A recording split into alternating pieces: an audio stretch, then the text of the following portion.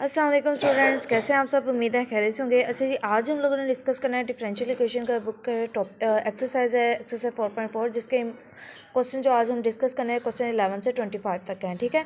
और इसके अंदर जो हमारे पास टॉपिक आ रहा है वो अनडिटर्मिनेट कोफिशिएंट है। ये इसको आप लोग सिंपल फॉर्म में बोलते होते हैं यूसी मेथड, ठीक है। इसको हम लोगों ने यूसी मेथड से सॉल्व करना है। और अगर मेरे बेटा आप मेरे चैनल पर नहीं हो और अभी तक मेरे चैनल को सब्सक्राइब नहीं किया हुआ तो काइंडली मेरे बेटा कर लें और बेल आइकन के बटन को जरूर प्रेस कर लें ताकि मेरे आने वाली वीडियोज़ की अपडेट आपको मिलती रहे। और ज़्यादा से ज़्यादा दोस्तों से शेयर किया करें। शेयर करना क्या होता है, सदका जारिया होता है। मे भी मेरी वजह से आपकी वजह से किसी की हेल्प हो जाए, हेल्प करना क्या होता है, बहुत अच्छी बात है। बात करते हैं जी अपने क्वेश्चन की। और मज़ीद अगर आप लोगों को कोई भी क्वेश्चन से रिलेटेड या मेरे वीडियो से रिलेटेड कोई भी क्यूरी हो तो कमेंट सेक्शन में ज़रूर पूछ सकते हैं। और अगर वीडियोस अच्छी लगती है तो तब भी कमेंट सेक्शन में बताया करें, क्योंकि आप लोगों की तरफ से हमारे लिए एक मोटिवेशन होता है। फिर हमारा भी दिल करता है कि आप लोगों के लिए आसान से आसान, ईजी से ज़्यादा क्वेश्चन क्या कर लें, ईजी वे में सॉल्व करके दें, ठीक है। बात करते हैं क्वेश्चन नंबर 11 के। इसके अंदर हमारे पास डिफरेंशियल इक्वेशन गिवन है y double prime minus Y prime plus 1/4 y is equal to 3 plus E raised to power x/2। तो ये नॉन होमोजीनियस इक्वेशन है। इसको हम लोगों ने क्या करना है, सॉल्व करना है। तो इसके लिए हमारे पास दो टाइप के सोल्यूशन निकलते हैं जो डिफरेंट, जिसको हम लोग यूसी मेथड से जो नॉन होमोजीनियस इक्वेशन को सॉल्व करने जा रहे हैं। जो सोल्यूशन किस तरह है, जनरल सोल्यूशन निकालने के लिए हम लोगों ने एक कॉम्प्लीमेंट्री सोल्यूशन निकालना होता है और एक हम लोगों ने क्या निकालना होता है, पर्टिकुलर सोल्यूशन निकालना होता है।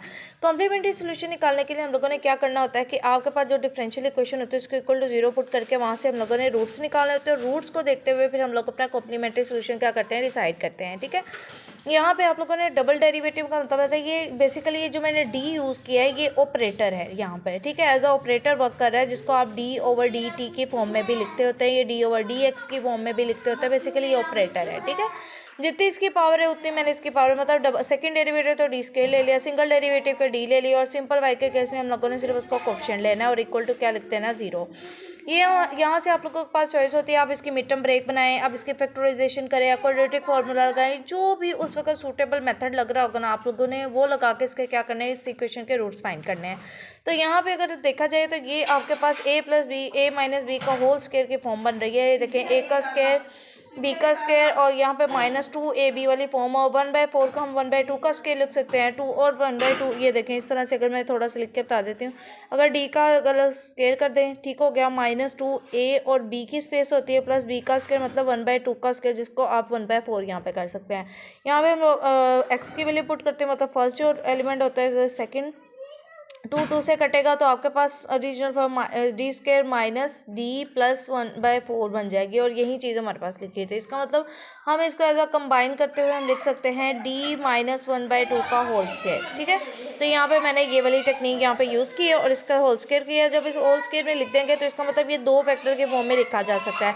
तो यहाँ से हमारे पास डी की 1/2 दो रिपीटेड रूट्स क्या है इसके आंसर में आ जाएंगे।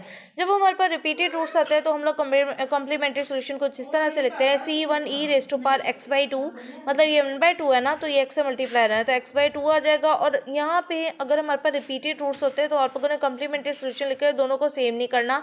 c1 के बाद c2 e raised to power x/2 नहीं लिखना, दोनों में थोड़ा सा डिफरेंस लाने के लिए एक दफ़ा हम लोगों ने x से क्या कर देना, दूसरे फैक्टर को मल्टीप्लाई करवा देना, तो हमारे पास कॉम्प्लीमेंट्री सोल्यूशन बन जाएगा yc is equal to c1 e raised to power x/2 plus c2x e raised to power x/2। इसको बोलते हैं कॉम्प्लीमेंट्री सोल्यूशन। अब करते हैं पर्टिकुलर सोल्यूशन की बात। पर्टिकुलर सोल्यूशन आप लोगों ने अपनी इस डिफरेंशियल इक्वेशन की जो राइट साइड होती है इसको देखते हुए क्या करना होता है, डिसाइड करना होता है। या अगर आप लोग अपनी बुक देखें तो बुक के ऊपर आप लोगों को पेज नंबर 157 के ऊपर आप लोगों को एक टेबल मिल जाएगा, जहाँ पे आप लोगों को पता चलेगा कि हम लोगों ने यूसी मेथड को सॉल्व करते हुए उसकी आप लोगों ने जो पर्टिकुलर सोल्यूशन की सिलेक्शन करनी होती है वो किस लिहाज से करनी होती है। जैसे लीनियर फंक्शन आ रहा है तो उसके लिए x प्लस बी है कॉन्स्टेंट। इस टेबल को आप लोगों ने यूज़ करते हुए अपने इस राइट साइड को क्या करना है, कंपेयर करते हुए यहाँ पे सिलेक्शन करनी है। ये बेसिकली पर्टिकुलर सोल्यूशन की सिलेक्शन हो रही है, ठीक है। जैसे यहाँ पे कांस्टेंट नंबर हो तो उसके लिए a सिलेक्ट करते हैं। अगर 5x प्लस c मतलब आपके पास लीनियर फंक्शन आ जाए तो उसके लिए इस तरह से, क्वाड्रेटिक आ जाए इस तरह से। अगर कोई आपके पास ट्रिग्नोमेट्रिक फंक्शन आ जाते हैं राइट साइड पर तो उसके लिए सिलेक्शन इस तरह से होगी। पर्टिकुलर सोल्यूशन की एक्सपोनेंशियल फंक्शन के केस में ये होगा, अगर इनकी मिक्स फॉर्म आ जाती है, प्रोडक्ट फॉर्म में आ जाता है, एक्सपोनेंशियल, ट्रिग्नोमेट्रिक, अलजेब्रिक फंक्शन या एक्सपोनेंशियल, तो उन सब के लिए ये वाला टेबल क्या करेगा, आप लोगों को हेल्प आउट करेगा पर्टिकुलर सोल्यूशन को सिलेक्ट करने में। तो चलते हम अपने क्वेश्चन की तरह। हमारे क्वेश्चन के अंदर हमारे पास राइट साइड पे गिवन है 3 plus E raised to power x/2, ठीक है। सिंपल कांस्टेंट नंबर के लिए उन्होंने स्टेबल के कहा हुआ है कि उसके लिए क्या सिलेक्ट करना है, ए। ठीक हो गया।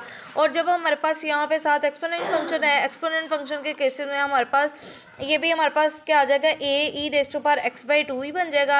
अगर हमने पहले ए यूज़ कर लिया तो अब डिफरेंट वेरिएबल डिफरेंट अल्फ़ाबेट क्या करना पड़ेगा, यूज़ करना पड़ेगा। तो B E raise to power x by two. अब आपका क्वेश्चन होगा कि मैडम इसके साथ एक्स स्क्वायर कहाँ से आ गया, तो हम लोगों ने जो कॉम्प्लीमेंट्री सोल्यूशन होता है और जो पर्टिकुलर सोल्यूशन होता है उनको उनके डिफरेंट लेना होता है, सेम नहीं होना चाहिए कोई भी। जैसे यहाँ पे कांस्टेंट नंबर तो इसमें कोई कांस्टेंट नंबर नहीं है।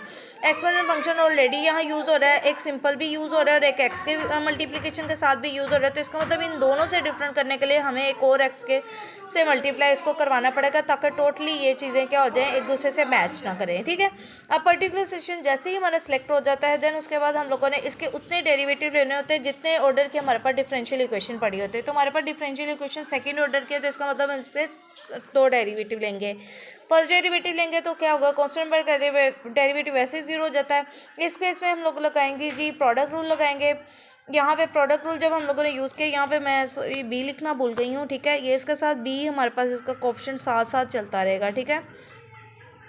अब यहाँ पे बेसिकली मैंने क्या किया है कि पहले आपके पास ये एक्स स्क्वायर का ये प्रोडक्ट रूल भी थोड़ा बता देती हूँ। अगर आपके पास एफ और जी दो फंक्शन है, प्रोडक्ट और उनको डिफरेंशिएट करना है, ठीक है, तो पहले आ जाए first function as it is आ जाएगा और उसके बाद डेरिवेटिव आ जाएगी जी सेकंड फंक्शन का। देन सेंटर में प्लस का साइन है, अब second function as it is आएगा और डेरिवेटिव किसका आ जाएगी जी फर्स्ट फंक्शन का। तो यही चीज़ मैंने इधर अप्लाई की है। मैंने इसको फर्स्ट और इसको सेकंड फर्स्ट फंक्शन का मैंने पहले डेरिवेटिव, आपको मर्जी, मतलब आपने ये ऑर्डर सेम रखना है कि एक का जिसका डेरिवेटिव पहले ले लिया उसका फिर बाद में नहीं लेना। तो मैंने पहले एक्स स्क्वायर का डेरिवेटिव ले लिया, e raised by x by two ऐसे रहने दें, प्लस फिर एक्स स्क्वायर को ऐसे रहने दो और e raised by x by two का डेरिवेटिव लिया है। डेरिवेटिव एक्स स्क्वायर का क्या हो जाएगा, 2x आ जाएगा, साथ बी ऐसे ही मल्टीप्लाई में आ जाएगा। E raised by x by exponent function का डेरिवेटिव एज इट इज़ ये फंक्शन होता है, मजीद इसकी पावर का भी क्या लेना होता है, डेरिवेटिव लेना होता है। एक्स बाई टू का अगर डेरिवेटिव लें, एक्स बाई टू पे डी ओवर डी एक्स अगर हम अप्लाई करते हैं, एक्स और एक्स क्या हो जाएगा, सेम हो गई, ये वन हो गया, आपके पास आपके 1/2 बच जाएगा। ठीक हो गया। तो यहाँ पे मैंने उसके साथ डेरिवेटिव लेकर है, सिंप्लीफाई करके लिखेंगे तो ये बन जाएगा 2b लिख लें, ये b2, ये इसको करते हुए ज़रा मैं b भूल गई थी इसलिए मैंने बाद में लिखा था। तो आप लोगों ने साथ साथ लिखना है, 2b लिख सकते हैं, b2 लिख सकते हैं, मतलब आपने चीज़ों को समझते हुए लिखना है। ठीक है। b2 एक्स ई रेस्ट पर एक्स बाई टू आ जाएगा, यहाँ पे b ये डिवीजन में 2/3 और एक्स स्क्वायर सारी रेस्ट पर एक्स बाई टू आ जाएगा। सेकंड ऑर्डर के थे तो सेकंड डेरिवेटिव भी लेना हम लोगों ने, इसका सेकंड डेरिवेटिव लेते हुए मैंने 2b को साइड पे रख दिया और एक्स ई रेस्ट पर एक्स टू पे दोबारा से प्रोडक्ट रूल यूज़ किया है। एक्स का डेरिवेटिव ऐसे ही बन हो जाना, तो ये फंक्शन एज इट इज़ है, प्लस अब एक्स एज इट इज़ रहेगा और डेरिवेटिव आ जाएगा ई रेस्ट पर एक्स बाई टू का है, और मजीद पावर का डेरिवेटिव लेंगे तो डिवीजन में 2 आ जाएगा, वहीं जो फर्स्ट डेरिवेटिव लेते हुए चीज़ सॉल्व की थी वैसे ही।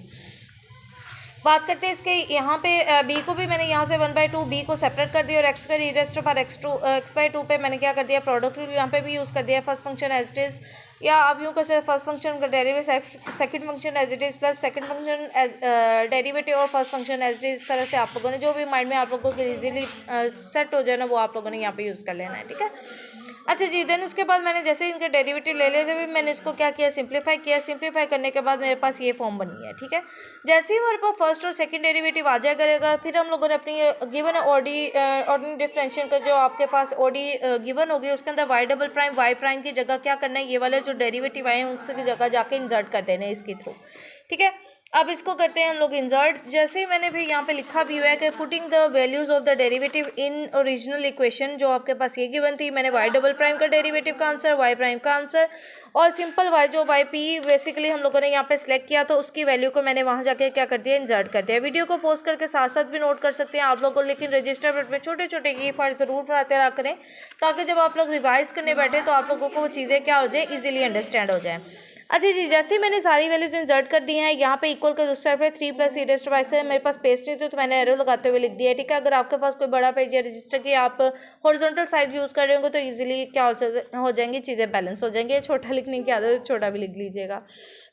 अच्छा जी, यहाँ से मजीद मैंने क्या किया, इनके माइनस के साइन को मल्टीप्लाई करवा के सिंप्लीफाई करके ओपन करके लिख दिया, और जो चीज़ें आपस में कटिंग हो सकती थी कट दी अपोजिट साइन के साथ, और सिंप्लीफाई करने के बाद आपके पास फाइनल फॉर्म ये बचती है। आप लोगों ने यही स्टेप फॉलो करने और मुझे बताना है कि आप लोगों के भी यही आंसर आ रहे हैं, यही स्टेप या यही क्वेश्चन बन रही हैं। ठीक है, ताकि वेरिफिकेशन होती रहे।